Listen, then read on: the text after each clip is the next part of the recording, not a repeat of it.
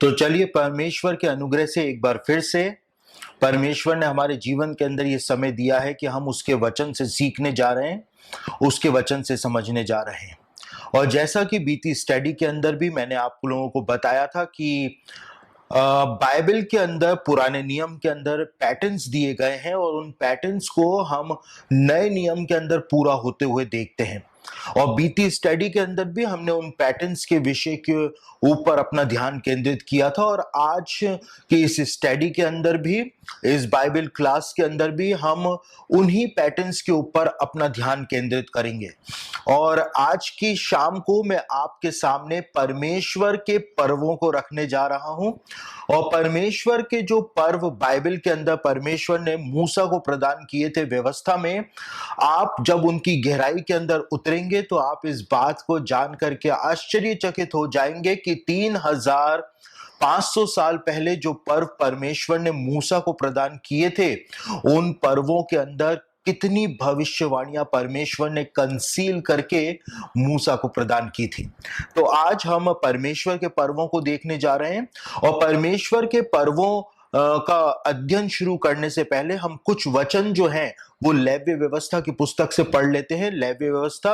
उसका 23 अध्याय पहला और दूसरा वचन मैं इस समय आपके सामने पढ़ने जा रहा हूं और उसके बाद हम परमेश्वर के पर्वों के रहस्य को जब समझना शुरू करेंगे, उसको जानना शुरू करेंगे तो आप आश्चर्यचकित हो जाएंगे, क्योंकि इतना सारा भेद परमेश्वर ने उन पर्वों में कंसील करके मूसा को प्रदान कर दिया था। तो लेव्य व्यवस्था उसका 23 अध्याय पहला और दूसरा वचन मैं इस समय आपके सामने पढ़ रहा हूं। फिर यहोवा ने मूसा से कहा, इस्राएलियों से कह कि यहोवा के पर्व जिनका तुमको पवित्र सभा एकत्रित करने के लिए नियत समय पर प्रचार करना होगा, मेरे वे पर्व ये हैं। लेव्य व्यवस्था के 23 अध्याय के अंदर परमेश्वर ने मूसा को जब अपने पर्वों की व्यवस्था प्रदान करी तो परमेश्वर ने मूसा को कहा था कि मेरे ये पर्व जो हैं उनको इजरायलियों को मानना पड़ेगा और इजरायली प्रतिवर्ष नियत समय के ऊपर मेरे इन पर्वों को मनाया करें। लेकिन जैसा इस समय आप स्क्रीन के ऊपर देख रहे हैं, मूल हिब्रू बाइबल में, यानी जिस भाषा के अंदर मूसा ने लेव्य व्यवस्था को लिखा था, उस भाषा के अंदर, उस बाइबल के अंदर, मूल हिब्रू बाइबल में पर्वों के लिए जो शब्द इस्तेमाल किया गया है वो शब्द है मोएदीम। और मोएदीम का मतलब होता है हिब्रू भाषा में ईश्वर से मिलने का निश्चित समय। और साथ ही साथ जब परमेश्वर ने इजरायलियों को कहा था कि तुम मेरे इन पर्वों को मानना और तुम पवित्र सभा एकत्रित करने के लिए नियत समय पर प्रचार करना, तो वो पवित्र सभा शब्द जो है वो हिब्रू बाइबल के अंदर मिक्रा शब्द का उपयोग किया गया है। और मिक्रा का मतलब हिब्रू भाषा के अंदर पवित्र सभा नहीं होता है, लेकिन मिक्रा का मतलब हिब्रू भाषा के अंदर रिहर्सल करना होता है। यानी कि परमेश्वर ने जब मूसा को अपने पर्व प्रदान किए थे तो परमेश्वर ने इस बात को कहा था कि इजरायली प्रति वर्ष मेरे इन पर्वों को माना करें और मेरे इन पर्वों को मानने के द्वारा इजरायली हर साल आगे आने वाले चीजों की रिहर्सल किया करें। परमेश्वर ने इन पर्वों को मनाने की आज्ञा जो इजरायलियों को प्रदान करी थी, वो आज्ञा जो थी उसमें परमेश्वर ने कहा था कि तुम मेरे इन पर्वों के द्वारा हर साल एक निश्चित समय के ऊपर रिहर्सल किया करना, यानी कि जो चीजें भविष्य में होने वाली हैं उन चीजों की रिहर्सल तुम पहले से ही इन पर्वों के द्वारा करना। उदाहरण के रूप में यदि किसी भी स्कूल के अंदर जब एनुअल फंक्शन होता है तो उस एनुअल फंक्शन से एक दिन पहले स्कूल की जो टीचर्स होते हैं और जो एडमिनिस्ट्रेशन होता है वो बच्चों से एक ड्रेस रिहर्सल करवाता है। मेन एनुअल फंक्शन होने से पहले एक ड्रेस रिहर्सल कराई जाती है। इसी प्रकार से यदि किसी देश का प्रधानमंत्री, राष्ट्रपति या कोई भी बड़ा मंत्री किसी दूसरे देश के अंदर आ रहा होता है, घूमने आ रहा होता है, विजिट करने आ रहा होता है, तो जो पुलिस प्रशासन होता है या जो पूरा प्रशासन होता है वो उस राष्ट्रपति या प्रधानमंत्री के आने से एक दिन पहले पूरी रिहर्सल करता है कि किस प्रकार से उस प्राइम मिनिस्टर का प्लेन जो है वो लैंड होगा, कहां पर लैंड होगा, और किस प्रकार से उसको लेकर के जाया जाएगा, कौन से रास्ते से उसको लेकर के जाया जाएगा, उसका काफिला कहां कहां से होकर के गुजरेगा, इन सब बातों की रिहर्सल जो है वो प्रशासन करता है। उसी प्रकार से परमेश्वर ने जब इजरायलियों को अपने ये पर्व प्रदान किए थे, तो परमेश्वर ने इस बात को कहा था कि मेरे इन पर्वों को मनाने के द्वारा तुम हर साल अलग अलग समयों पर एक प्रकार की रिहर्सल करना, क्योंकि जो भविष्य में होने जा रहा है उसकी रिहर्सल तुम हर साल पहले से ही करोगे, ताकि जब वो घटनाएं घटित होनी शुरू हो तो तुमको अपने आप ही ये समझ में आ जाए कि मैंने ये इन सब बातों को पर्वों के अंदर पहले से ही कंसील किया हुआ है। और परमेश्वर ने इस बात को मूसा को कहा था कि ये पर्व जो है वो इजरायलियों के पर्व नहीं है, ये कोई अन्य जातियों के पर्व नहीं है, लेकिन परमेश्वर ने साफ साफ शब्दों के अंदर कहा था कि ये मेरे पर्व हैं और मेरे पर्वों को तुम प्रतिवर्ष निश्चित समय के ऊपर मनाया करना। और जिस पहले पर्व की आज्ञा परमेश्वर ने मूसा को प्रदान करी थी, परमेश्वर ने जो पहला पर्व इजरायलियों को मनाने की आज्ञा दी थी, वो पहला पर्व जो था वो फसह का पर्व बाइबल के अंदर बताया गया है। और मैं अक्सर इस बात को कहता हूं कि यदि फसह के पर्व को बाइबल में से हटा दिया जाए, निकाल दिया जाए, तो हम कभी भी नए नियम को नहीं समझ पाएंगे, क्योंकि फसह का पर्व जो है उसके अंदर इतने रहस्य छिपे हुए हैं कि जब वो रहस्य खुलना शुरू होते हैं तो हम यीशु के बलिदान को और भी ज्यादा बेहतर रूप से जानते हैं, समझते हैं। और इस बात को भी हम समझते हैं कि परमेश्वर ने कितनी बारीकी से यीशु के बलिदान की योजना जो है वो बनाई थी, और इजरायलियों को परमेश्वर ने उस बारे में बहुत पहले से ही बता दिया था। तो सबसे पहले हम फसह के पर्व को अब देखने जा रहे हैं, जिसके बारे में परमेश्वर ने लेवी व्यवस्था उसका 23 अध्याय और उसके 5वें वचन के अंदर बता दिया था कि तुम सबसे पहले साल के अंदर मेरे लिए फसह का पर्व मनाया करना। और लेवी व्यवस्था उसका 23 अध्याय और उसके 5वें वचन के अंदर परमेश्वर ने मूसा से कहा था, पहले महीने के 14वें दिन को गोधूली के समय यहोवा का फसह हुआ करे। परमेश्वर ने मूसा को कहा था कि हिब्रू कैलेंडर के पहले महीने के 14वें दिन गोधूली के समय तुम मेरे लिए फसह का पर्व माना करना। देखिए, मैं आपको एक बात बताऊं, एक बात समझाऊं कि ये गोधूली का समय जो परमेश्वर ने फसह का पर्व मनाने की आज्ञा इजरायलियों को प्रदान करी थी, ये गोधूली का समय जो होता है वो बहुत ही ज्यादा महत्वपूर्ण होता है। और ये बात शायद आपको पता नहीं होगी, लेकिन मिस्र के अंदर मिस्री लोग जो थे वो इस बात को माना करते थे। उस समय ये एक धार्मिक विचार हुआ करता था मिस्र देश में, कि मिस्री इस बात को माना करते थे कि उनके देवता जिनकी वो उपासना करते हैं, वो सारे के सारे देवता जो है वो गोधूली का समय जो होता है, यानी सनसेट का समय जो होता है, जिसमें प्रकाश जा रहा होता है और अंधकार आ रहा होता है, जो सनसेट का समय होता है, मिस्री माना करते थे कि उस समय उनके देवता बहुत ही ज्यादा प्रभावशाली और शक्तिशाली होते हैं। और इसीलिए परमेश्वर ने मूसा को कहा था कि मैं ना केवल मिस्रियों को दंड दूंगा, लेकिन मैं उनके देवताओं को भी दंड दूंगा। और बाइबल में लिखा है कि परमेश्वर मूसा और हारून के द्वारा इजरायलियों को जब मिस्र से निकाल करके ले गया, तो वो गोधूली के समय परमेश्वर इजरायलियों को मिस्र से निकाल करके ले गया था। यानी जिस समय के लिए मिस्री माना करते थे कि गोधूली के समय उनके देवता सबसे ज्यादा ताकतवर होते हैं, उसी समय परमेश्वर इजरायलियों को मिस्र देश से छुड़ा करके ले गया था, क्योंकि परमेश्वर ने कहा था कि मैं अपनी प्रजा को छुड़ा करके ले जाऊंगा और कोई भी मेरी प्रजा का कुछ भी नहीं बिगाड़ पाएगा। तो परमेश्वर ने जानबूझ करके इजरायलियों को उस समय गोधूली के समय मिस्र से निकाला था, ताकि एक मैसेज जो है वो मिस्रियों के पास भी चला जाए कि मैं ही सर्वशक्तिमान ईश्वर हूं जो इस पृथ्वी का सृष्टि करता है। दूसरी ओर अभी कुछ सालों पहले एक ऐतिहासिक लेख आर्कियोलॉजिस्ट को मिला, जिसको कोलब्रिन बाइबल के नाम से जाना जाता है। और उस कोलब्रिन बाइबल का जब अध्ययन करते हैं तो उसके अंदर इस बात को बताया गया है कि जब परमेश्वर मिस्र में से इजरायलियों को निकाल करके ले गया, वो भी गोधूली के समय निकाल करके ले गया, तो उसके बाद जो मिस्री लोग थे उन्होंने अपने देवताओं की उपासना करना लंबे समय तक बंद कर दिया था, क्योंकि मिस्री लोग जो है अपने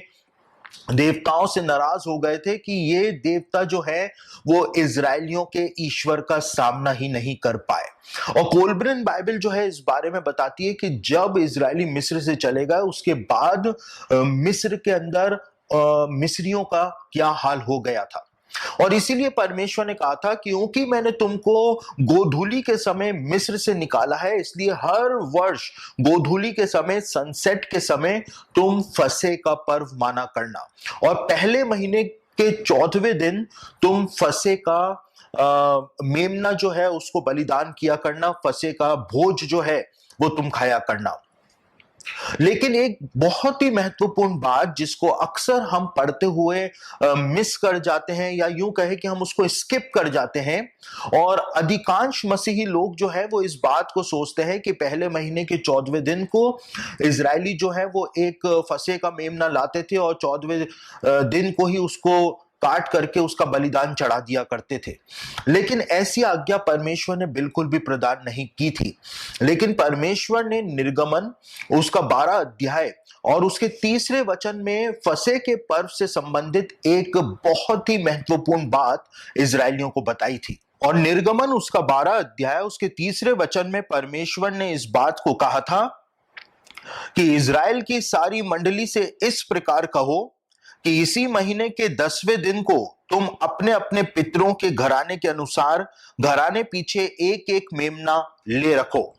अधिकांश मसीहों को यह बात पता नहीं है कि फसह का पर्व तो हिब्रू कैलेंडर के पहले महीने के 14वें दिन मनाया जाता था, और फसह का मेमना भी पहले महीने के 14वें दिन ही बलिदान किया जाता था। लेकिन परमेश्वर ने यह आज्ञा मूसा को प्रदान करी थी कि पहले महीने के 14वें दिन तो फसह का मेमना तुम बलिदान करोगे, लेकिन फसह के मेमने का चुनाव जो है वो तुम पहले महीने के 10वें दिन कर लिया करना। और पहले महीने के 10वें दिन को फसह के मेमने का बलिदान जो है,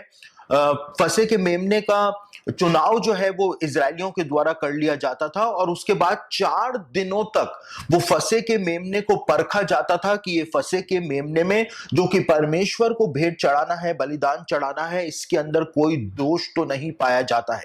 और 4 दिनों तक इजरायली जो है अपने अपने मेमनों को परखा करते थे। और हम यही का यही पैटर्न जो है वो नए नियम के अंदर पूरा होते हुए देखते हैं, जहां पर जब यीशु मसीह यूहन्ना बपतिस्मा देने वाले के पास आया, और जब यीशु मसीह बपतिस्मा लेकर के बाहर आया, उसके बाद यूहन्ना बपतिस्मा देने वाला जो था उसने यीशु को देख करके कहा कि ये परमेश्वर का मेमना है जो जगत के पाप उठा करके ले जाता है।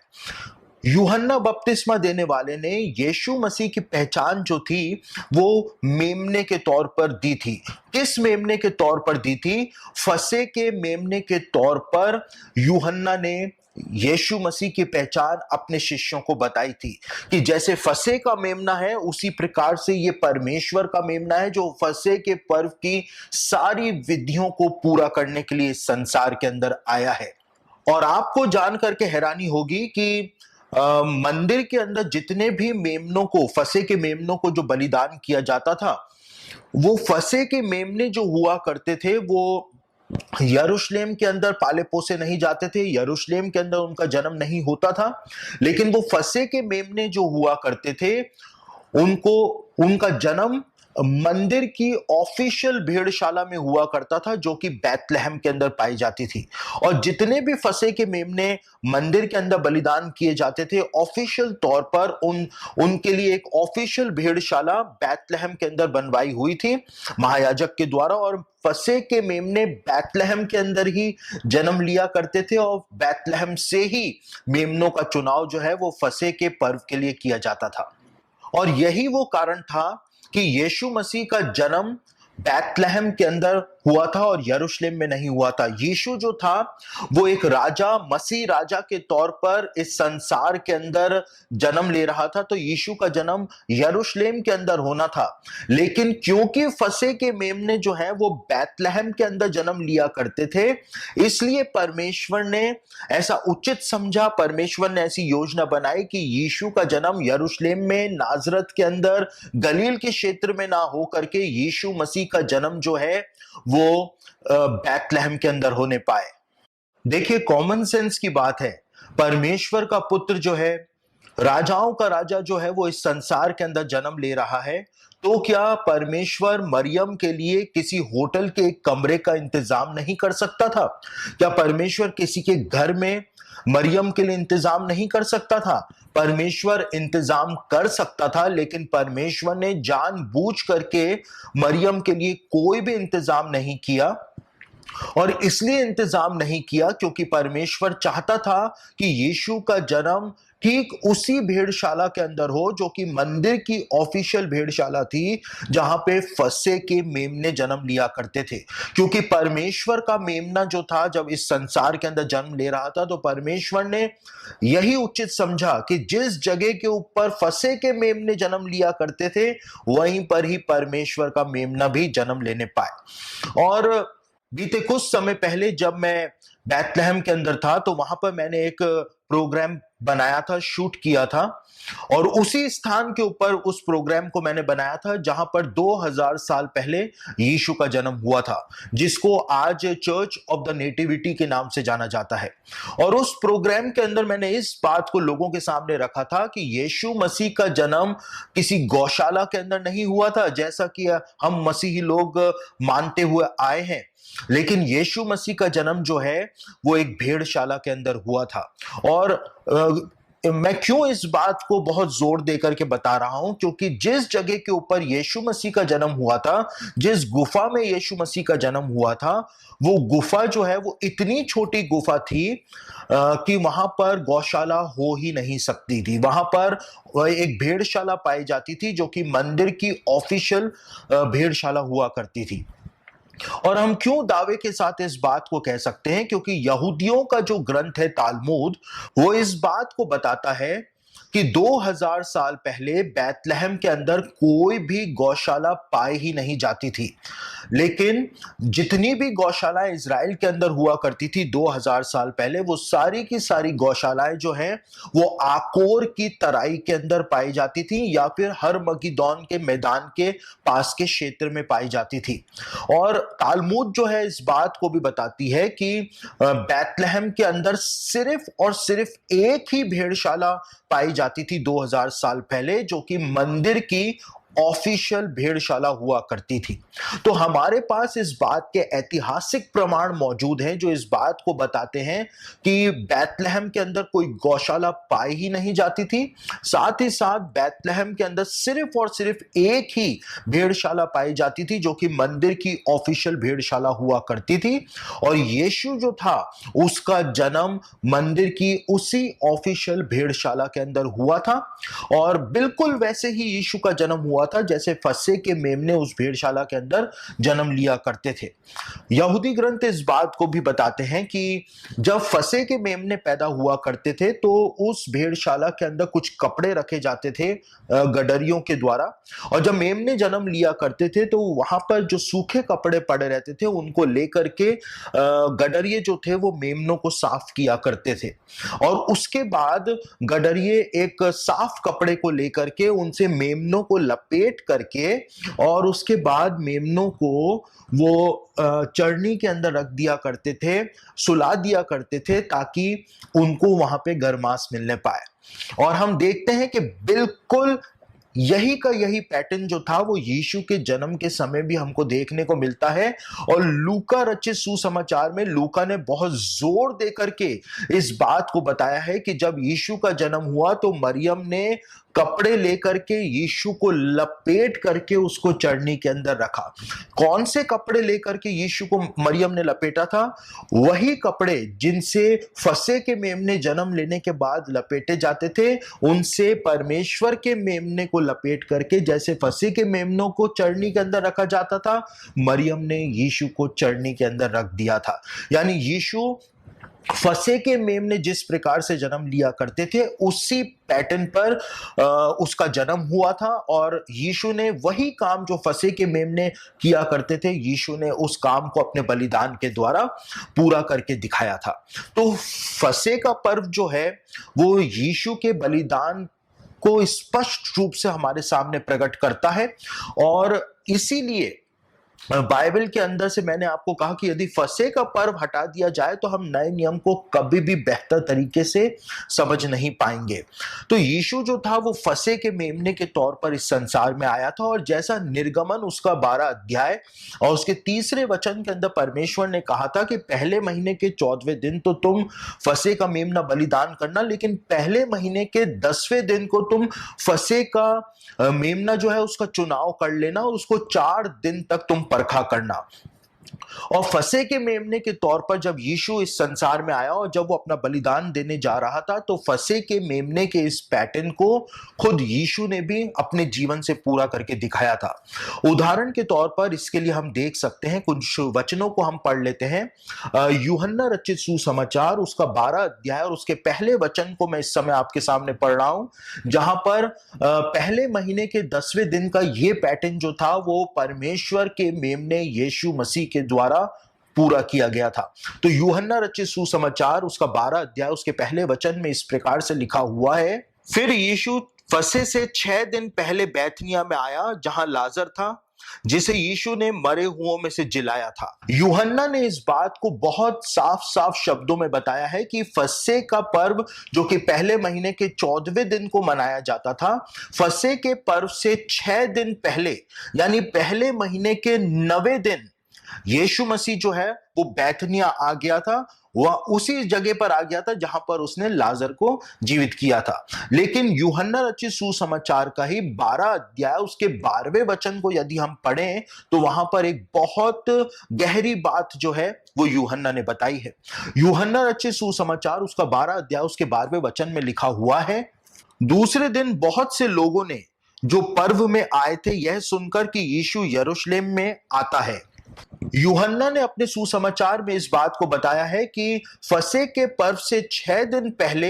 यीशु जो था वो बैतनिय्याह पहुंच गया था, यानी कि पहले महीने के 9वें दिन को यीशु बैतनिय्याह के अंदर मौजूद था। और यूहन्ना ने 12 अध्याय के 12वें वचन में इस बात को बताया है कि अगले दिन दूसरे ही दिन यानी कि पहले महीने के 10वें दिन को, यानी कि उसी दिन को जिसके लिए परमेश्वर ने कहा था कि तुम पहले महीने के 10वें दिन एक फसह के मेमने का चुनाव कर लेना, पहले महीने के 10वें दिन को यीशु जो था वो उसने गधे के ऊपर बैठ करके यरूशलेम के अंदर विजयी प्रवेश किया था। और आप इस कंपैरिजन को देख सकते हैं कि पहले महीने के 10वें दिन को महायाजक बैतलहम जा करके वहां से फसह के मेमने का चुनाव करके यरूशलेम में लेकर के आता था, और एक तरफ से यीशु जो था परमेश्वर का मेमना जो था वो बैतनिय्याह से पहले महीने के 10वें दिन को गधे पर बैठ करके यरूशलेम के अंदर आ रहा था, और दूसरी तरफ से महायाजक जो था वो बैतलहम से ही मेमने का चुनाव करके मंदिर के अंदर आ रहा था। यानी एक तरफ से परमेश्वर का मेमना मंदिर के अंदर प्रवेश कर रहा था, एक तरफ से महायाजक मेमने को लेकर के मंदिर के अंदर प्रवेश कर रहा था। बिल्कुल एग्जैक्टली वही पैटर्न जो कि परमेश्वर ने फसह के पर्व के विषय में मूसा को बताया था, उसको हम यहां पर पूरा होते हुए देख लेते हैं। लेकिन जब हम फसह के पर्व के विषय में और आगे बढ़ते हैं तो परमेश्वर ने एक और आज्ञा जो थी वो मूसा को फसह के पर्व के विषय में प्रदान करी थी, जिसको हम निर्गमन उसका 12 अध्याय 14 और 15 वचन के अंदर पढ़ते हैं।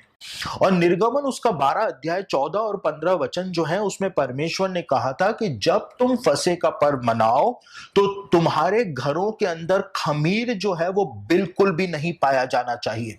और इसीलिए ये यहूदियों के अंदर एक परंपरा रही है और आज भी 3500 साल बाद भी यहूदी लोग इस परंपरा का पालन करते हैं, इस परंपरा को मानते हैं कि यहूदी लोग फसह का पर्व आने से पहले अपने घरों की सफाई करते हैं ताकि उनके घर के अंदर कोई भी खमीर जो है वो देखने को ना मिलने पाए, क्योंकि परमेश्वर ने ऐसी आज्ञा मूसा को प्रदान की थी। और यहूदी लोग इस खमीर को ढूंढने की एक विशेष रीति से घर के अंदर खमीर को ढूंढते हैं कि छोटे छोटे बच्चे जो हैं वो अपने पिता के साथ मिल करके इस खमीर को घर के अंदर ढूंढवाते हैं। और छोटे छोटे बच्चे हाथ में मोमबत्ती या दिया या लैंप लेकर के, टॉर्च लेकर के घर के कोने कोने की बारीकी से पड़ताल करते हैं कि कहीं किसी कोने के अंदर खमीर तो नहीं पड़ा हुआ है। और 3500 सालों से ही ये परंपरा यहूदियों के अंदर रही है कि यहूदी लोग एक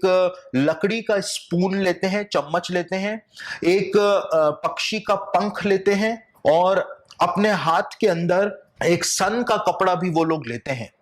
और इस सन के कपड़े को लेकर के, उस पक्षी के पंख को लेकर के और उस लकड़ी के चम्मच को लेकर के वो लोग घर के कोने कोने के अंदर खमीर को ढूंढते हैं। और बच्चे अपने पिताजी को जब उनको खमीर दिख जाता है तो पिताजी को बताते हैं और पिताजी आकर के उस पंख से उस खमीर को लेकर के उस लकड़ी के चम्मच के अंदर जमा कर लेते हैं और उसके बाद उस खमीर को लेकर के वो सन के कपड़े के अंदर डाल देते हैं। और जब पूरे घर का सारा खमीर जमा हो जाता है उसके बाद यहूदी लोग उस खमीर को ले जा करके बाहर जहां पर खमीर जलाया जाता है उस जगह के ऊपर उसको डाल देते हैं और उस खमीर को जला देते हैं। और आप देख सकते हैं स्क्रीन पर जो तस्वीर आपको दिखाई दे रही है कि प्राचीन समय में भी यहूदी लोग इसी प्रकार से किया करते थे और आज हमारे समय में भी इजराइल के अंदर जो यहूदी लोग बसे हुए हैं वो भी इसी प्रकार से फसह का पर्व आने से पहले अपने घरों में से खमीर को जमा कर करके उसको बाहर ला करके वो एक जगह के ऊपर जलाते हैं। और यहूदी लोग, जैसा मैंने आपको बताया कि एक लकड़ी का चम्मच लिया करते थे, एक पंख लिया करते थे और एक सन का कपड़ा लिया करते थे।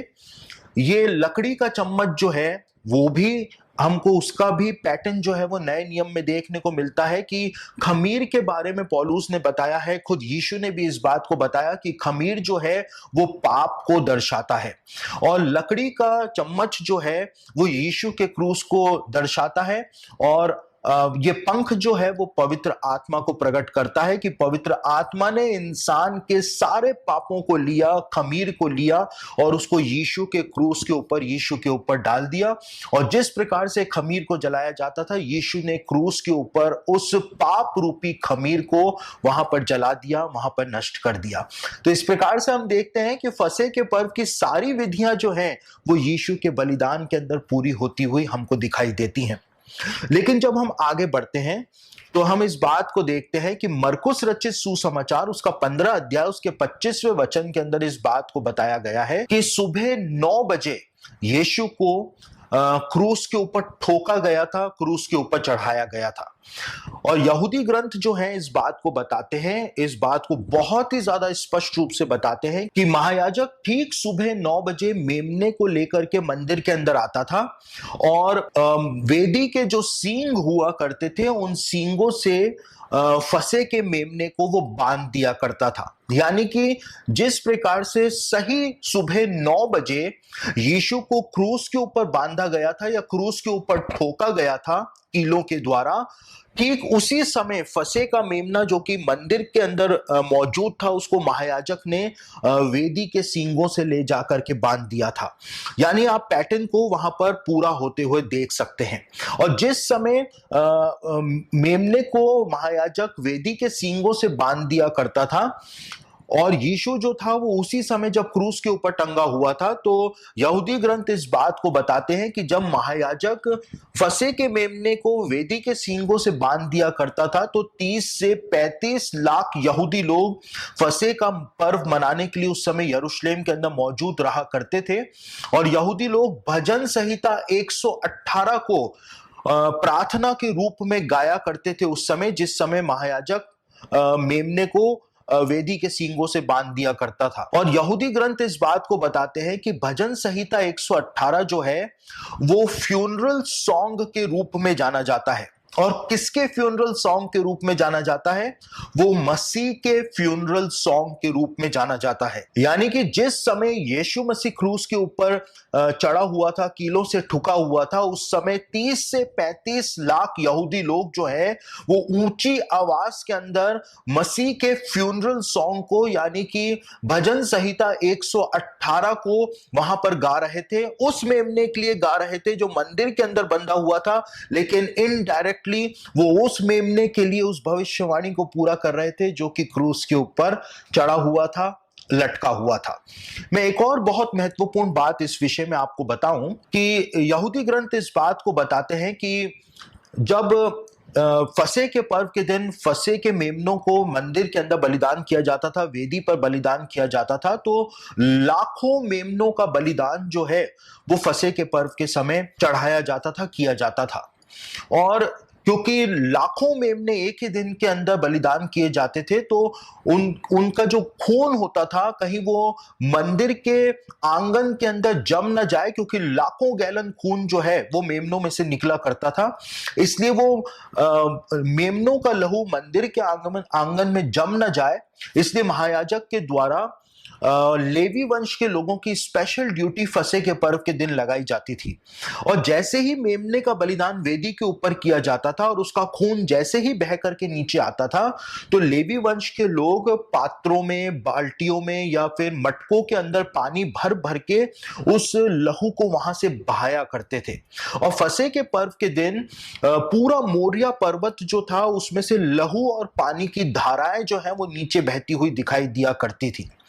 और हम इसी पैटर्न को यीशु के क्रूसीकरण के अंदर भी पूरा होते हुए देख लेते हैं कि यीशु मर गया है या जिंदा है, इस बात का पता लगाने के लिए एक रोमन सैनिक आता है और यीशु के पंजर के अंदर या पसली के अंदर भाले को मारता है। और यूहन्ना रचित सुसमाचार में लिखा हुआ है कि यीशु के पसली में से तुरंत लहू और पानी बह करके निकल जाता है। यानी एक तरफ जहां फसह के पर्व के दिन ही मोरिया पर्वत से मेमनों के लहू और पानी की धाराएं बह रही थी, वहीं दूसरी ओर फसह के पर्व के दिन ही, यानी जिस दिन यीशु को क्रूस पे चढ़ाया गया था,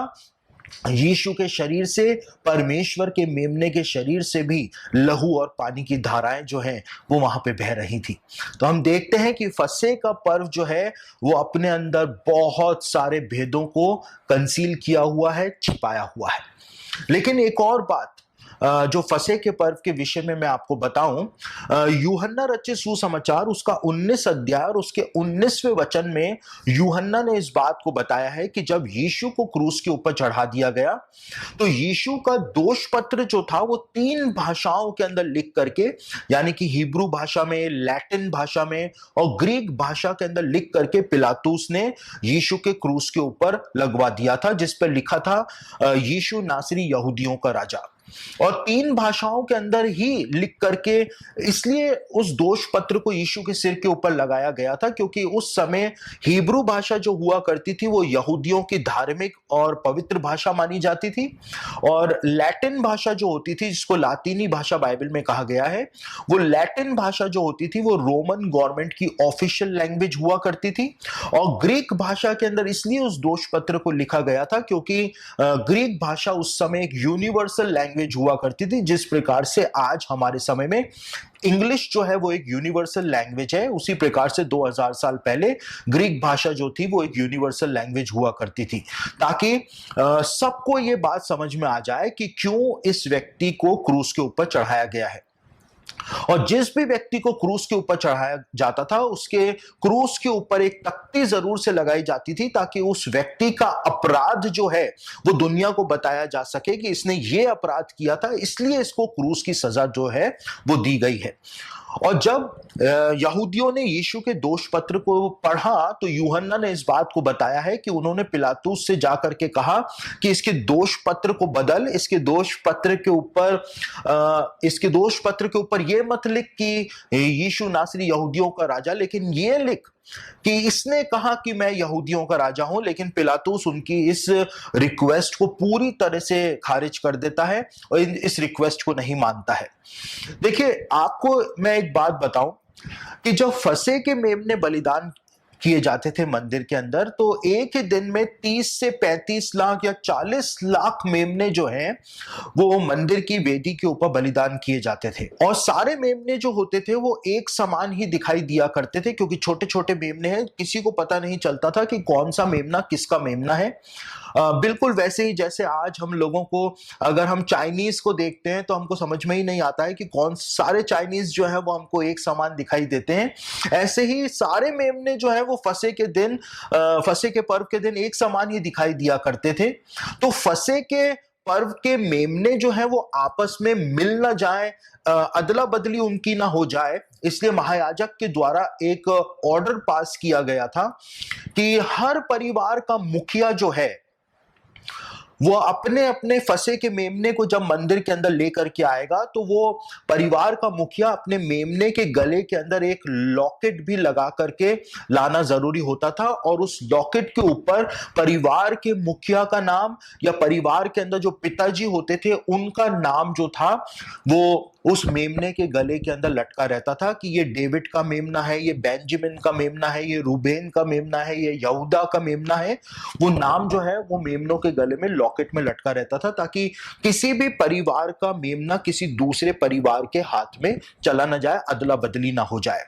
और इसलिए ये पहचान होती थी कि कौन सा मेमना किस परिवार का है और कौन से मेमने के गले में किस परिवार के मुखिया का नाम लिखा हुआ है। जिस प्रकार से फसह के मेमनों के गले में परिवार के मुखिया का नाम लिखा जाता था, नाम लटकाया जाता था, उसी प्रकार से हम देखते हैं कि यीशु मसीह जब क्रूस के ऊपर चढ़ा हुआ था तो यीशु के क्रूस के ऊपर एक तख्ती को लगाया गया था जिसके ऊपर लिखा हुआ था यीशु नासरी यहूदियों का राजा। और आपने अक्सर इस बात को देखा होगा, कई पेंटिंग्स के अंदर भी देखा होगा कि यीशु मसीह के क्रूस के ऊपर हमेशा इस तख्ती के ऊपर INRI लिखा रहता है। वो इसलिए लिखा रहता है क्योंकि यीशु का दोष पत्र जो था उसमें लैटिन भाषा के अंदर जो लिखा हुआ था, उस लैटिन भाषा के हर एक अक्षर के इनिशियल्स को जब निकाल लेते हैं तो INRI लिखा हुआ सामने आता है। इसलिए शॉर्ट फॉर्म में अधिकतर जो पेंटर्स होते हैं वो यीशु के क्रूस पे INRI जो है वो दर्ज करते हुए आए हैं। लेकिन हम इस बात को समझ सकते हैं कि क्यों यहूदी लोग जो थे वो पिलातुस के पास जाकर के इस बात के पीछे पड़ गए थे कि उसके दोष पत्र को बदल यह लिख कि इसने कहा कि मैं यहूदियों का राजा हूं। इसलिए पीछे पड़ गए थे क्योंकि यहूदियों के अंदर ये एक कस्टम हुआ करता था 2000 साल पहले कि जो भी व्यक्ति क्रूस के ऊपर चढ़ाया जाता था तो उसका जो दोष पत्र होता था, उस दोष पत्र के अंदर जो भी वाक्य लिखा रहता था उस हर वाक्य के हर शब्द के इनिशियल्स को वो निकाल लिया करते थे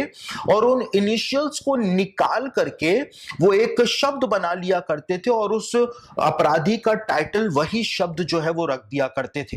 लेकिन हिब्रू भाषा के अंदर जब यीशु के क्रूस के ऊपर लगी हुई तख्ती को उन्होंने पढ़ा और उसके जब हर एक शब्द के इनिशियल्स को उन्होंने निकाला तो वो बहुत ही ज्यादा परेशान हो गए, क्योंकि यीशु के दोष पत्र के ऊपर हिब्रू भाषा में जो लिखा हुआ था उसके जब अक्षरों को उन्होंने इनिशियल्स को जब निकाला, आदि अक्षरों को जब उन्होंने निकाला तो वो अक्षर निकल करके आए यूद है वाव है, यानी कि याहवे। और यीशु के दोष पत्र के ऊपर से जो इनिशियल्स निकल के आए वो याहवे नाम उससे बना, यानी कि परमेश्वर का नाम उससे बना। यानी कि जिस प्रकार से फसह के मेमने के गले के अंदर जो लॉकेट डाला जाता था वो परिवार के मुखिया का नाम उसके ऊपर लिखा जाता था, उसी प्रकार से जब यीशु मसीह क्रूस के ऊपर चढ़ा हुआ था तो परिवार का मुखिया जो था, परमेश्वर जो था, पिता जो था, उसका नाम यीशु के क्रूस के ऊपर लिखा हुआ आ गया। और इसलिए यहूदी लोग परेशान हो गए कि कैसे हम इसका टाइटल याहवे रख दें, क्योंकि इसने तो खुद कहा कि मैं परमेश्वर का पुत्र हूं, और यही बात जो है इसके दोष पत्र में से भी निकल करके बाहर आ रही है। और इसीलिए वो पिलातुस के पास जाकर के उसके पीछे पड़ गए, लेकिन पिलातुस ने उनकी अपील जो है वो नहीं मानी और यीशु के दोष पत्र को उसने वैसा का वैसा रहने दिया। तो इस प्रकार से हम देखते हैं कि फसह के पर्व की सारी विधियां जो थीं वो यीशु के बलिदान के अंदर यीशु के द्वारा पूरी की जा रही थी। यीशु के दोष पत्र के ऊपर भी लिखा हुआ था, परमेश्वर का नाम, याहवे नाम जो था वो निकल करके सामने आ गया था। लेकिन उसके बाद परमेश्वर ने एक और पर्व यहूदियों को मनाने की आज्ञा मूसा के द्वारा प्रदान करी थी, जिसके बारे में लेव्य व्यवस्था उसका 23 अध्याय उसके 6 वचन के अंदर लिखा हुआ है। और लेव्य व्यवस्था उसका 23 अध्याय उसके 6 वचन के अंदर परमेश्वर ने मूसा को कहा था कि पहले महीने के 14वें दिन तो फसह का पर्व मनाया जाए, लेकिन पहले महीने के 15वें दिन तुम अखमीरी रोटी का पर्व मनाया करना। यानी कि पहले महीने के 14वें दिन को फसह का पर्व यहूदियों के द्वारा मनाया जाता था, लेकिन उसके अगले 24 घंटे में ही अगले दिन ही अखमीरी रोटी का पर्व जो है वो यहूदियों के लिए शुरू हो जाया करता था। और ये अखमीरी रोटी का पर्व जो यहूदी लोग मनाया करते थे, इस अखमीरी रोटी के पर्व में यहूदी लोग अखमीरी रोटियां बनाया करते थे। और आप जैसा इस समय इस स्क्रीन के ऊपर देख रहे हैं कि अखमीरी रोटियां जो कि यहूदी लोग बनाया करते थे, उन अखमीरी रोटियों को बनाते समय उसके अंदर वो पंचर कर दिया करते थे, छेद कर दिया करते थे और धारियां बना दिया करते थे।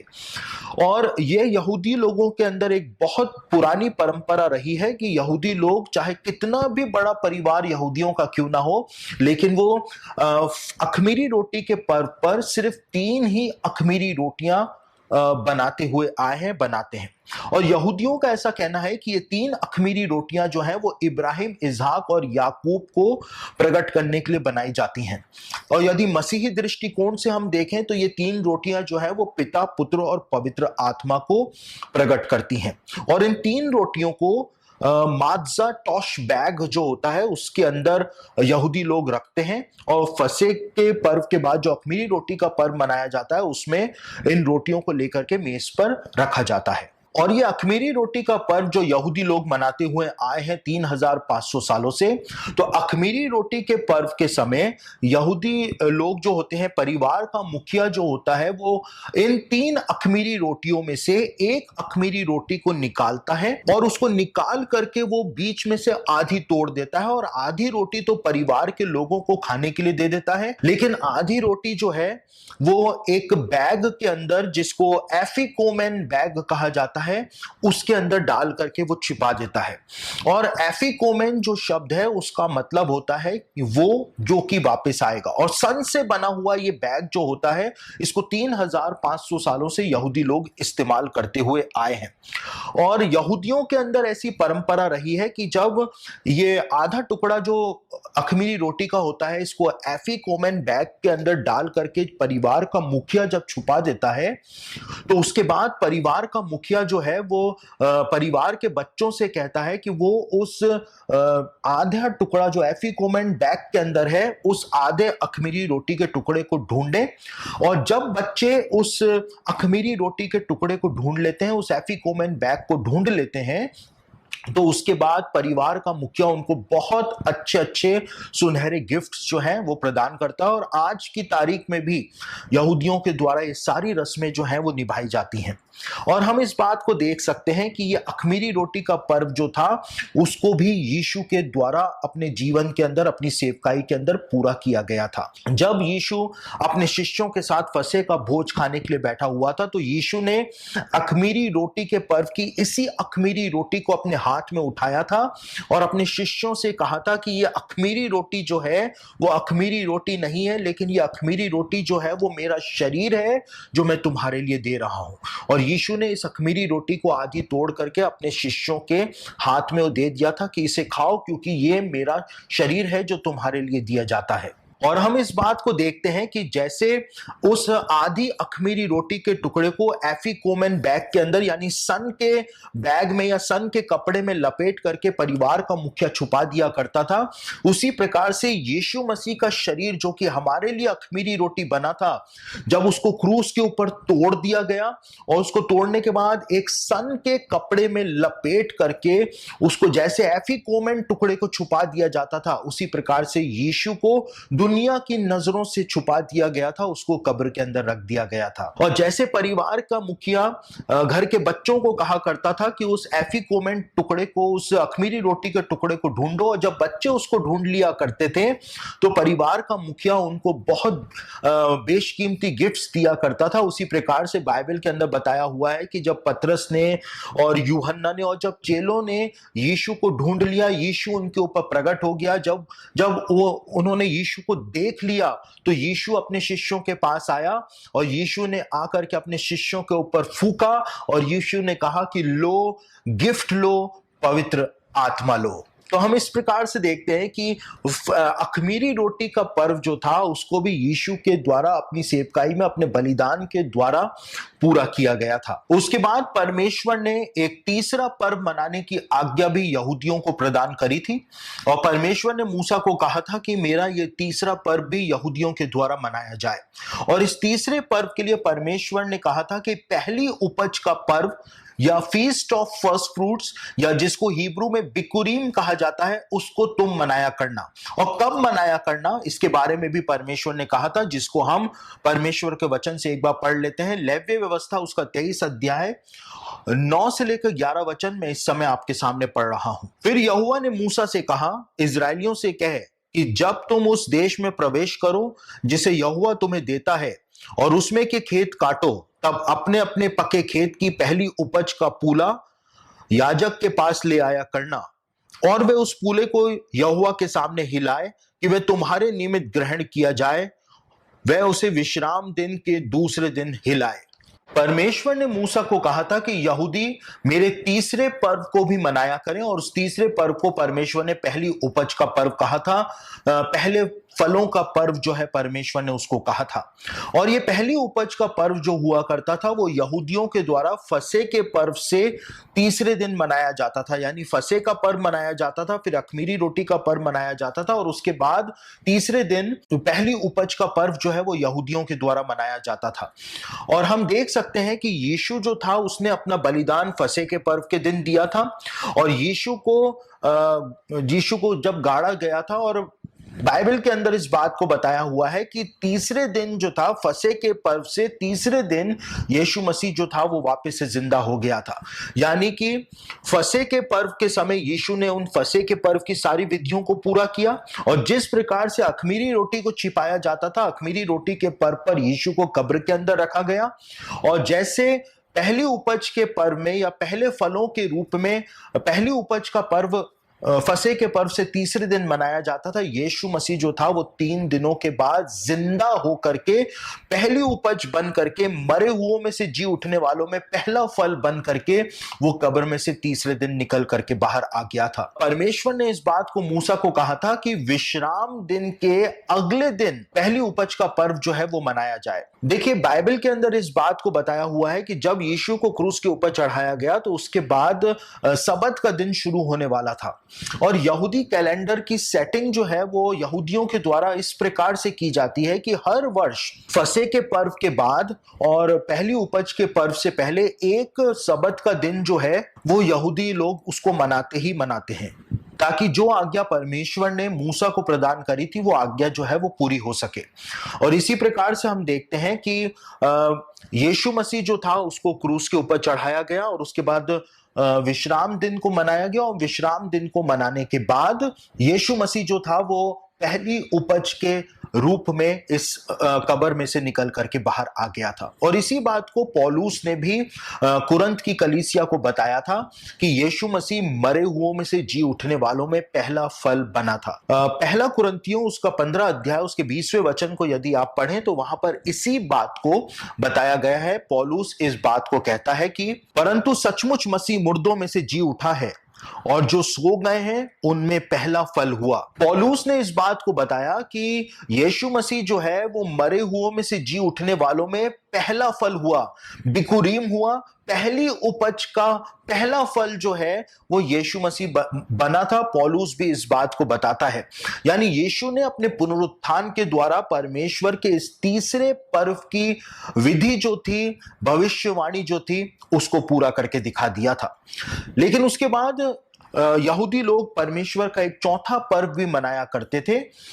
और उस चौथे पर्व के लिए बाइबल के अंदर इस बात को बताया हुआ है। परमेश्वर ने लेवी व्यवस्था उसका 23 अध्याय 15 से 17 वचन के अंदर इस बात को बताया हुआ है कि परमेश्वर ने मूसा को कहा था कि तुम पेंतिकुस्त का पर्व भी मनाया करना। और ये पेंतिकुस्त का पर्व जिसको मनाने की आज्ञा परमेश्वर ने इजरायलियों को प्रदान करी थी,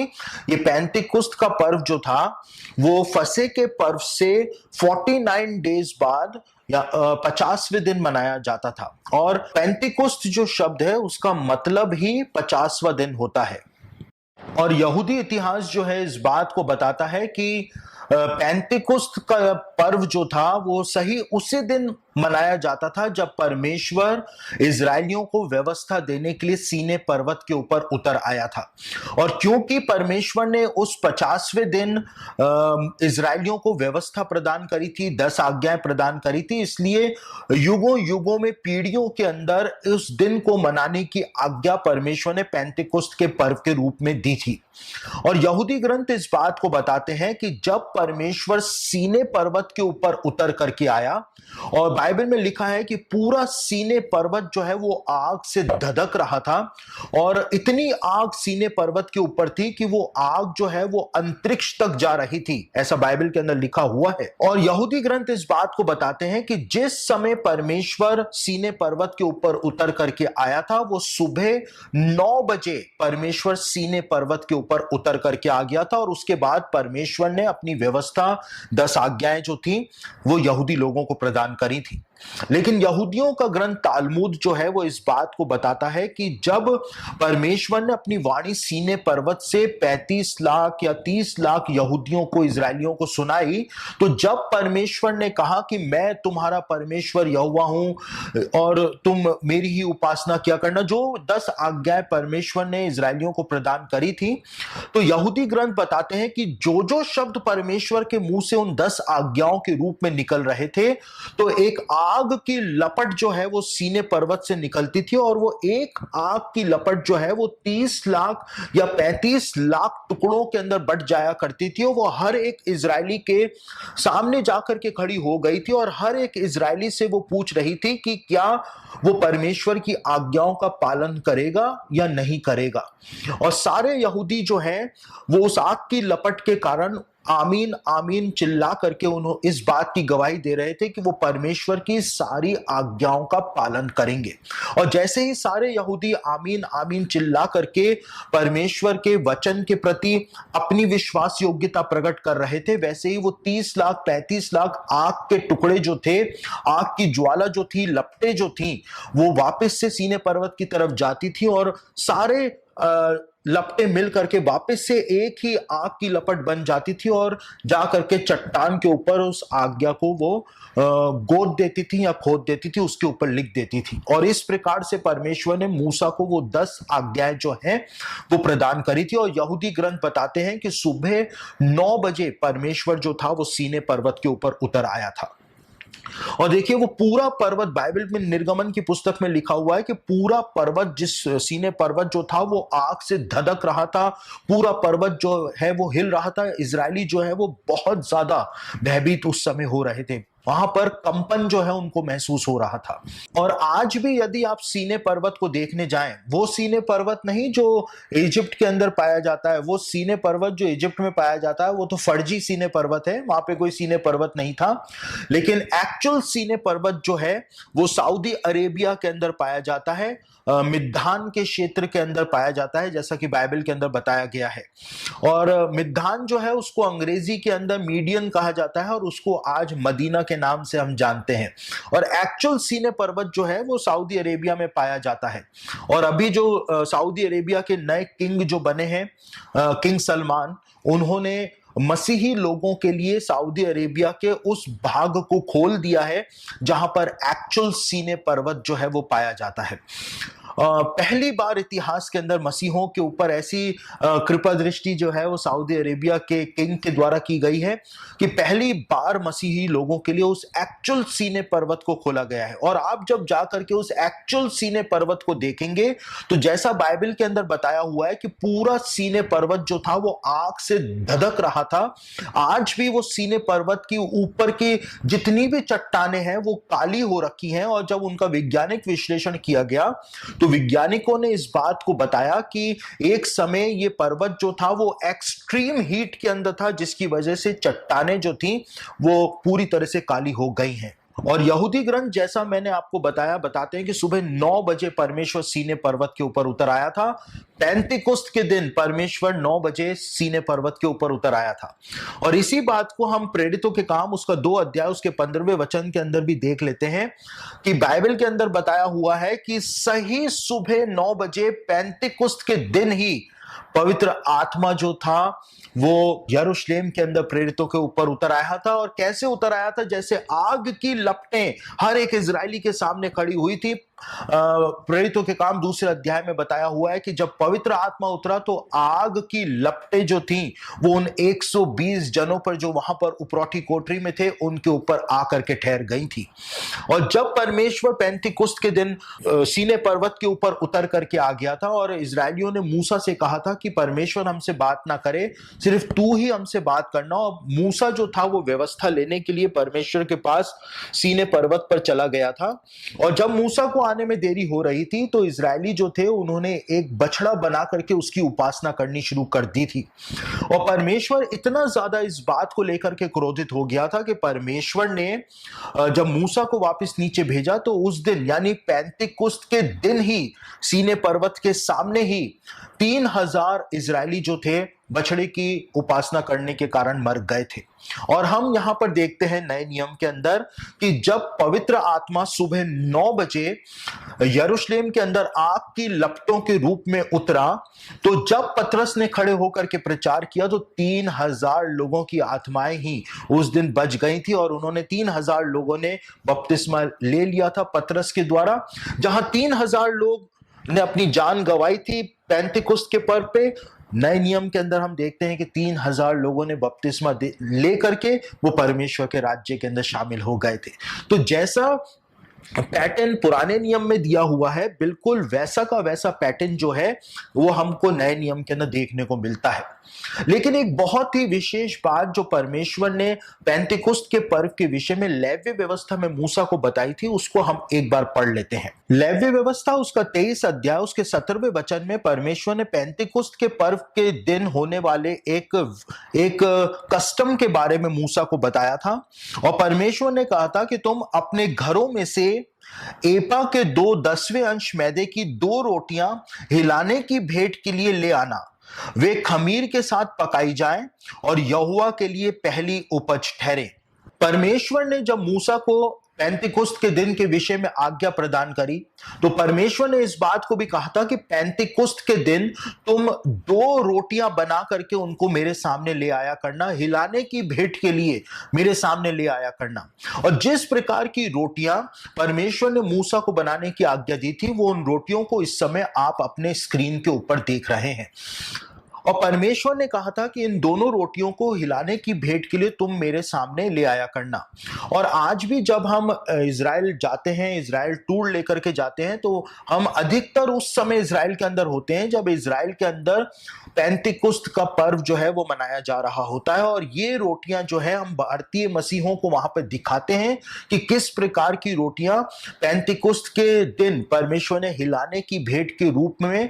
यहूदियों को बनाने की आज्ञा प्रदान करी थी। और यहूदी ग्रंथों का यदि आप अध्ययन करें तो यहूदी ग्रंथ जो है इस बात को बताते हैं कि ये 2 रोटियां जो हैं इनको जानबूझ करके परमेश्वर ने बनाने की आज्ञा दी थी, क्योंकि यहूदी ट्रेडिशन में या यहूदी इतिहास में ऐसा माना जाता है कि इन दो रोटियों में से एक रोटी जो है वो यहूदी जाति के प्रतीक के रूप में परमेश्वर ने लाने के लिए कहा था, और दूसरी रोटी जो थी उसको अन्य जातियों के प्रतीक के रूप में परमेश्वर ने पेंतिकुस्त के दिन लाने के लिए कहा था। और हम देखते हैं कि नए नियम के अंदर पेंतिकुस्त के पर्व के दिन ही परमेश्वर ने, जैसे परमेश्वर के सामने अन्य जातियों के लिए रोटी और यहूदियों के लिए रोटी लेकर के आई जाती थी, दो रोटियां परमेश्वर के सामने हिलाने के लिए लाई जाती थी, उसी प्रकार से पेंतिकुस्त के दिन जब पवित्र आत्मा उतरा तो यहूदी कलीसिया की स्थापना और अन्य जातियों की कलीसिया की स्थापना परमेश्वर ने उसी दिन करके दिखा दी थी। यानी कि वो पैटर्न जो कि पेंतिकुस्त के पर्व के अंदर छिपा हुआ था, उसको परमेश्वर ने नए नियम के अंदर आकर के पूरा करके दिखा दिया था। तो हम देखते हैं कि परमेश्वर ने जो 7 पर्व इजरायलियों को प्रदान किए थे, उनमें से जो 4 पर्व थे वो नए नियम के अंदर पूरे हो गए थे, लेकिन जो 5वां, 6वां और 7वां पर्व जो था वो पूरा कर देने के लिए अब यीशु मसीह अपने दूसरे आगमन पर वापस आने वाला है। और 4 पर्व यीशु मसीह पूरे करके जा चुका है, लेकिन अब बचे हुए 3 पर्व जो हैं वो यीशु पूरा करने आने वाला है, और उन तीनों पर्वों के अंदर भविष्य के लिए अद्भुत भविष्यवाणियां छिपी हुई हैं, जिनको अब हम देखने जा रहे हैं, अब उनको हम समझने जा रहे हैं। और लेवी व्यवस्था उसका 23 अध्याय 23 और 24 वचन में परमेश्वर ने अपना 5वां पर्व मनाने की आज्ञा यहूदियों को प्रदान करी थी, जिसको तुरहियों का पर्व या फीस्ट ऑफ ट्रम्पेट्स के नाम से जाना जाता है। और लेवी व्यवस्था 23 अध्याय 23 और 24 वचन के अंदर परमेश्वर ने कहा था कि तुम तुरहियों का पर्व मनाया करना, तुम नरसिंगे फूकना, तुम तुरहियां फूकना, और इसके द्वारा तुम मेरे इस 5वें पर्व को मनाया करना। और ये तुरहियों का पर्व जो हुआ करता था, जिसको यहूदी लोग आज भी मनाते हैं 3500 साल बाद भी, इस तुरहियों के पर्व में तुरहियां जो है वो याजकों के द्वारा फूकी जाती थी। लेकिन ये तुरहियों का पर्व कब आएगा, इस तुरहियों के पर्व की एग्जैक्ट डेट किसी भी यहूदी को पता नहीं होती थी।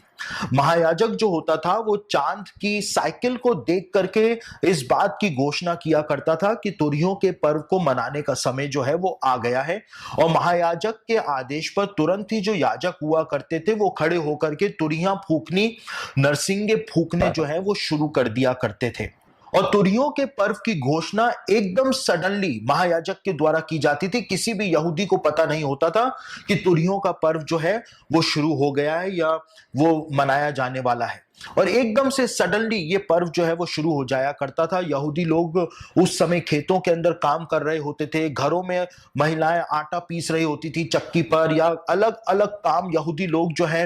वो उस समय कर रहे होते थे। लेकिन जब याजक खड़े होकर के तुरहियां बजाया करते थे, और जब यहूदी लोग उन तुरहियों की आवाजों को सुना करते थे, तो अपने सारे काम को छोड़ करके, उसी समय सारे काम को छोड़ करके वो मंदिर में जमा होना शुरू हो जाया करते थे, चाहे वो काम अधूरा ही क्यों ना रह गया हो, लेकिन उस काम को छोड़ करके वो मंदिर के अंदर जमा होना शुरू हो जाया करते थे। और यहूदियों के लिए ये 100 बार तुरहियां जो है वो याजकों के द्वारा फूकी जाती थी, 100 तुरहियां फूकी जाती थी, और जो 100वीं तुरही फूकी जाती थी उसको अंतिम तुरही यहूदी इतिहास के अंदर कहा जाता था। और यही का यही पैटर्न जो है वो हमको नए नियम के अंदर देखने को मिलता है, जब यीशु ने भी इस बात को बताया था कि उस दिन 2 जन खेत में होंगे, एक ले लिया जाएगा दूसरा छोड़ दिया जाएगा, 2 स्त्रियां चक्की पीसती होंगी, एक ले ली जाएगी दूसरी छोड़ दी जाएगी, 2 मनुष्य सो रहे होंगे, एक ले लिया जाएगा दूसरा छोड़ दिया जाएगा। और पौलुस ने इस बात को साफ साफ शब्दों के अंदर बताया था, पहला थिस्सलुनीकियों उसका 4 अध्याय 16 से लेकर 18 वचन के अंदर, कि परमेश्वर की तुरही फूंक दी जाएगी, दूतों का ललकार सुनाई देगा, और परमेश्वर के लोग जो हैं उनको बादलों पर उठा लिया जाएगा।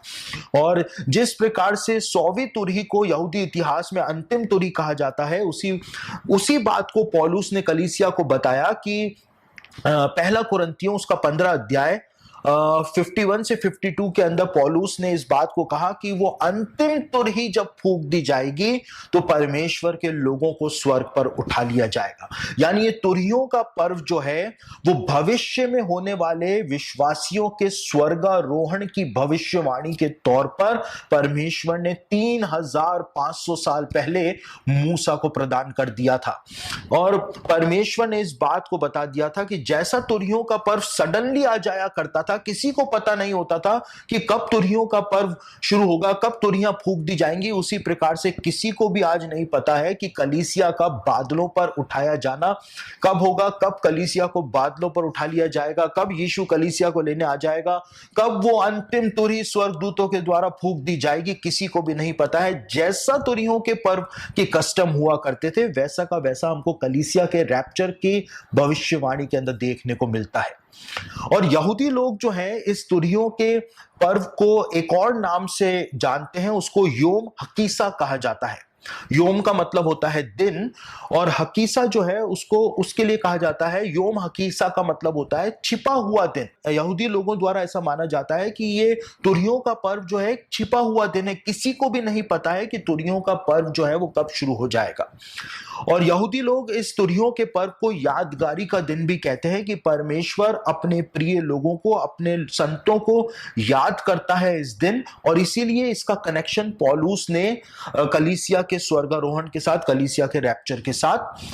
अपनी पत्रियों के अंदर बताया था। साथ ही यहूदियों के द्वारा ऐसा भी माना जाता है, और 3500 सालों से यहूदी लोग इस बात को भी मानते हुए आए हैं कि तुरहियों के पर्व के दिन परमेश्वर जो है अपने लोगों का, संसार का नहीं लेकिन अपने लोगों का न्याय करता है और उनके ऊपर कृपा दृष्टि करता है। और इसी बात को पौलुस ने कलीसिया के स्वर्गारोहण के बारे में बताया है कि परमेश्वर यीशु मसीह संसार के लिए नहीं लेकिन यीशु मसीह अपने विश्वासियों के लिए आएगा और उनको बादलों पर उठा करके यहां से स्वर्ग ले जाएगा, पिता के घर ले जाएगा, और वहां पे जाकर के वो अपने प्रिय लोगों को रिवॉर्ड्स जो है वो प्रदान कर देगा। तो इस प्रकार से हम देखते हैं कि तुरहियों का ये पर्व जो है वो भविष्य में होने वाले कलीसिया के रैप्चर की भविष्यवाणी के तौर पे परमेश्वर ने मूसा को प्रदान किया था। आगे जब हम बढ़ते हैं तो परमेश्वर ने अपना छठवां पर्व जो था वो भी मनाने की आज्ञा यहूदियों को प्रदान करी थी, और उस छठवें पर्व को परमेश्वर ने प्रायश्चित का दिन कहकर के संबोधित किया था। और इस प्रायश्चित के दिन के विषय में लेव्य व्यवस्था उसका 23 अध्याय 26 से लेकर 28 वचन के अंदर बताया हुआ है कि तुमको मेरे लिए प्रायश्चित का दिन भी पर्व के तौर पर मनाना होगा। और प्रायश्चित के दिन की यदि हम बात करें तो प्रायश्चित का दिन जो है उसके बारे में बहुत ही विस्तार पूर्वक लेव्य व्यवस्था उसका 16 अध्याय के अंदर बताया गया है कि किस प्रकार से प्रायश्चित का दिन यहूदियों के द्वारा मनाया जाता था। और लेव्य व्यवस्था 16 अध्याय में बताया गया है कि प्रायश्चित के दिन 2 बकरों को महायाजक के सामने लाया जाता था, और दोनों बकरों को महायाजक के सामने खड़ा किया जाता था, और दोनों बकरों के ऊपर चिट्ठी डाली जाती थी। एक चिट्ठी तो यहोवा के लिए और दूसरी चिट्ठी अजाजेल के लिए डाली जाती थी। हिब्रू भाषा में बोलें तो पहली चिट्ठी को लादोनाए के लिए और दूसरी चिट्ठी को लाजाजेल के लिए वो लोग डाला करते थे। और जो चिट्ठी यहोवा के नाम की जिस बकरे के ऊपर निकलती थी उसको परमेश्वर के लिए अलग कर लिया जाता था, लेकिन जिस बकरे के ऊपर अजाजेल के लिए या लाजाजेल के लिए चिट्ठी निकला करती थी उस बकरे को महायाजक के सामने लाया जाता था, और महायाजक अपने हाथ जो है उस बकरे के सिर के ऊपर रख दिया करता था, और इजराइल के सारे पापों को महायाजक जो होता था वो उस बकरे के सिर के ऊपर डाल दिया करता था, जो लाजाजेल के लिए या अजाजेल के लिए जिसका चुनाव होता था। और उसके बाद यहूदी लोग उस बकरे को लेकर के रेगिस्तान में जाते थे और एक बहुत ही ऊंची पहाड़ी से उस बकरे को धक्का देकर के नीचे गिरा दिया करते थे ताकि वो बकरा जो है वो मर जाए और इजराइल के पाप जो है इजराइल के ऊपर से दूर हो जाए। और प्रायश्चित के दिन जिस प्रकार से जो बकरा महायाजक के सामने लाया जाता था और जिस बकरे के ऊपर महायाजक इजराइल के सारे पापों को डाल दिया करता था, हम नए नियम में इस बात को देखते हैं कि यूहन्ना बपतिस्मा देने वाला जो था वो एक याजक का पुत्र था जिसको जकरिया याजक कहा गया है। और यूहन्ना चाहे वो मंदिर के अंदर याजक का काम नहीं किया करता था, लेकिन उसके बावजूद यूहन्ना जो था वो एक याजक का पुत्र था और परमेश्वर की दृष्टि में यूहन्ना भी एक याजक ही था। और जब यूहन्ना ने यीशु को बपतिस्मा दिया तो एक याजक के तौर पर यूहन्ना ने यीशु को बपतिस्मा दिया था। और जब यूहन्ना ने एक याजक के तौर पर बपतिस्मे के समय यीशु के ऊपर अपने हाथ को रखा, तो जिस प्रकार से महायाजक इज़राइल के सारे पापों को उस बकरे के ऊपर डाल दिया करता था, उसी प्रकार से यूहन्ना ने दुनिया के सारे पापों को परमेश्वर के मेमने के ऊपर, यीशु मसीह के ऊपर बपतिस्मे के समय पे डाल दिया था। यानी प्रायश्चित के दिन की ये विधि जो थी वो यीशु के बपतिस्मे के समय पर हमको देखने को मिलती है। और इसीलिए यीशु ने यूहन्ना से कहा था कि हमको सारी धार्मिकता को इसी रीति से पूरा करना बहुत ही ज्यादा जरूरी है, क्योंकि वो भविष्यवाणी जो मेरे लिए पर्वों के अंदर दी गई हैं, उन रस्मों को पूरा करना तो बहुत ही ज्यादा आवश्यक है। और यहूदी ग्रंथ इस बात को बताते हैं कि ये दो बकरे जो महायाजक के सामने लाए जाते थे बिल्कुल आइडेंटिकल हुआ करते थे। ऐसा लगता था कि ट्विंस बकरे जो हैं वो महायाजक के सामने लाए गए हैं। दोनों बकरों को देख करके कोई बोल ही नहीं सकता था कि कौन सा बकरा कौन सा है। बिल्कुल आइडेंटिकल ये बकरे हुआ करते थे। और इसी बात को हम नए नियम के अंदर भी देख लेते हैं कि जब पिलातुस के सामने यीशु को लाया गया तो पिलातुस के सामने दो अपराधियों को लाया गया था। एक यीशु नासरी था और दूसरा बरअब्बा था। और कलीसिया के जो लेख हैं वो इस बात को बताते हैं कि ये बरअब्बा जो नाम है, एक्चुअल में ट्रांसलेशन के अंदर ये बरअब्बा नाम जो है वो उसमें थोड़ी गड़बड़ हो गई, लेकिन एक्चुअल में वो एक अरामिक नाम है और वो नाम जो है वो है बार अब्बा। और बार अब्बा का मतलब जो कलीसियाई लेख हैं और जो अर्ली चर्च फादर्स थे वो इस बात को बताते हैं कि बार अब्बा का मतलब होता है अब्बा का बेटा। यानी कि एक तरफ जो था वो परमेश्वर यानी कि सृष्टि के अब्बा का बेटा जो है वो खड़ा हुआ था यीशु नासरी के तौर पर, और एक तरफ पृथ्वी के अब्बा का बेटा बरअब्बा के रूप में पिलातुस के सामने खड़ा हुआ था। और जिस प्रकार से वो दोनों बकरे जो है वो आइडेंटिकल हुआ करते थे, कलीसियाई लेख जो है, चर्च हिस्ट्री जो है इस बात को बताती है कि बरअब्बा जो डाकू था उसका पहला नाम भी जो था वो यीशु ही था और उसको यीशु बार अब्बा के नाम से जाना जाता था। यानी एक तरफ यीशु मसीह खड़ा हुआ था जो कि स्वर्गीय अब्बा का बेटा था, और दूसरी तरफ दूसरा यीशु खड़ा हुआ था जो कि बार अब्बा था, यानी कि इस पृथ्वी के अब्बा का बेटा था। यानी आप इस कनेक्शन को देख सकते हैं कि जिस प्रकार से प्रायश्चित के दिन वो दोनों बकरे बिल्कुल आइडेंटिकल हुआ करते थे, उसी प्रकार से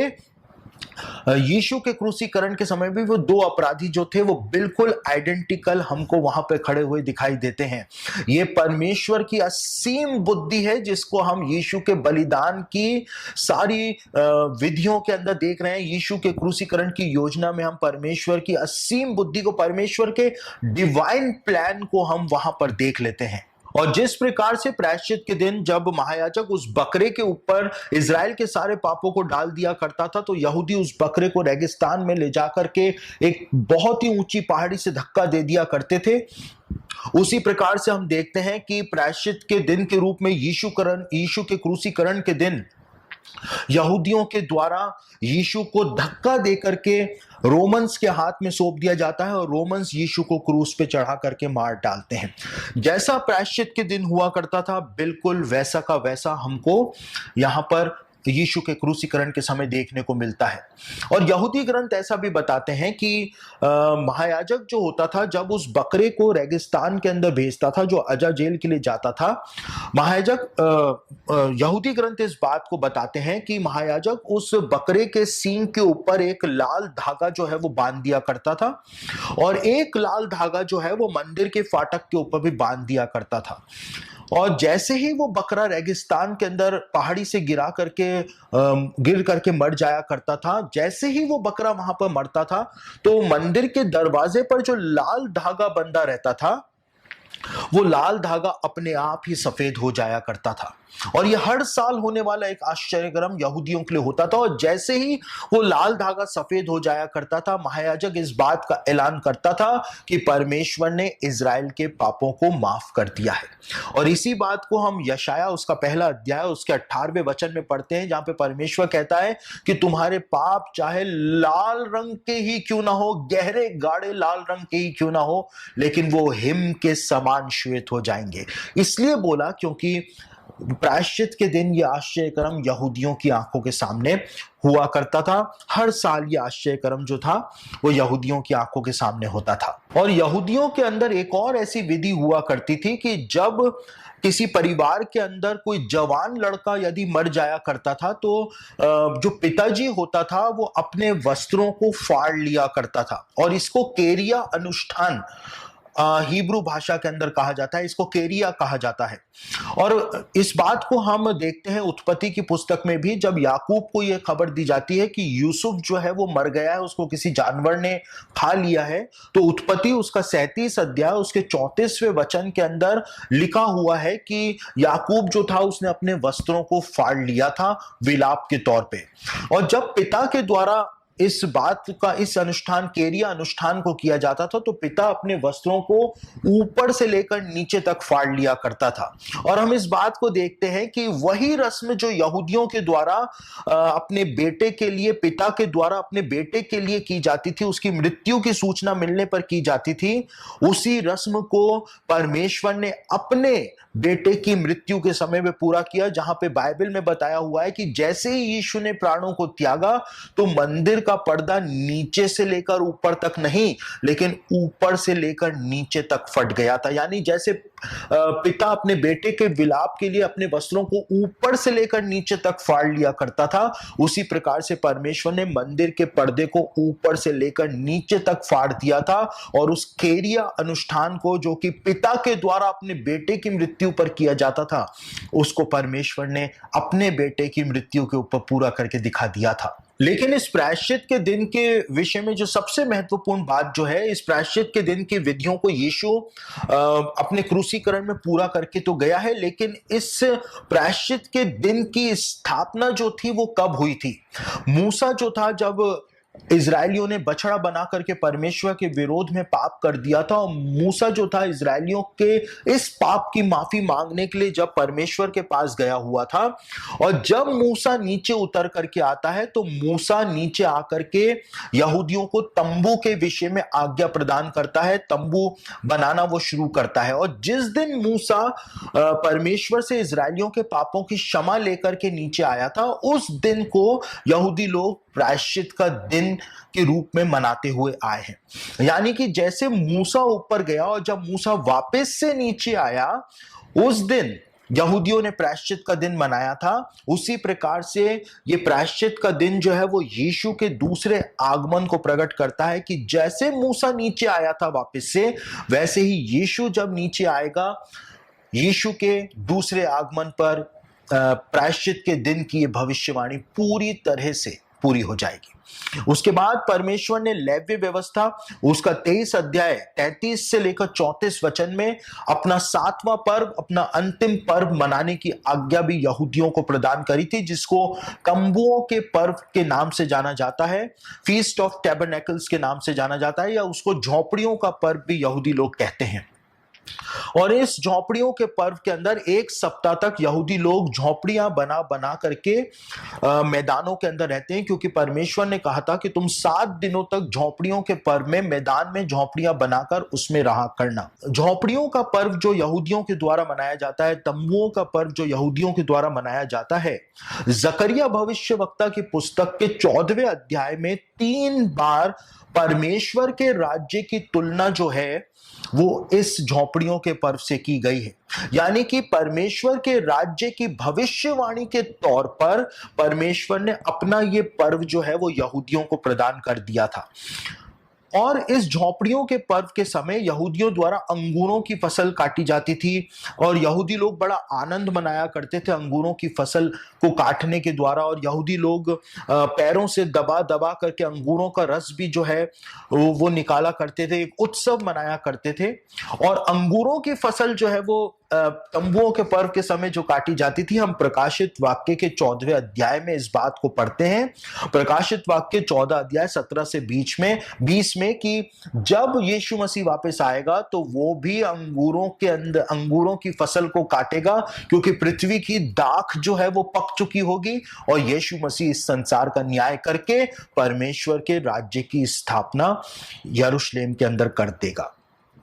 और इसीलिए प्रकाशित वाक्य उसका 21 अध्याय उसके 3 वचन के अंदर कहा गया है कि परमेश्वर का डेरा मनुष्यों के बीच में है। यानी कि परमेश्वर का तंबू, परमेश्वर का सुका या परमेश्वर की झोपड़ी जो है वो मनुष्यों के बीच में है। यानी परमेश्वर का जो पर्व हुआ करता था, झोपड़ियों का पर्व जो हुआ करता था, उसकी तुलना खुद प्रकाशित वाक्य के अंदर यूहन्ना ने तंबुओं के पर्व से करके प्रदान कर दी है। तो इस प्रकार से हम देखते हैं कि परमेश्वर ने ये सातों पर्व जो 3500 साल पहले मूसा को प्रदान किए थे, उन पर्वों के अंदर परमेश्वर ने इतनी भविष्यवाणियों को कंसील किया था जिनको हम धीमे धीमे करके समझते हैं। और जो बातें मैंने आपको बताई हैं वो तो मैंने एक सैंपल के तौर पर सिर्फ आपको बताई हैं, पूरी बातें मैंने अभी आपको नहीं बताई हैं, क्योंकि यदि मैं पूरी बातें आपको बताना शुरू करूं तो पूरी रात ही बीत जाएगी, लेकिन मेरी बातें जो है वो समाप्त नहीं होंगी। इतना रहस्य परमेश्वर ने इन पर्वों के अंदर कंसील करके मूसा को प्रदान कर दिया था।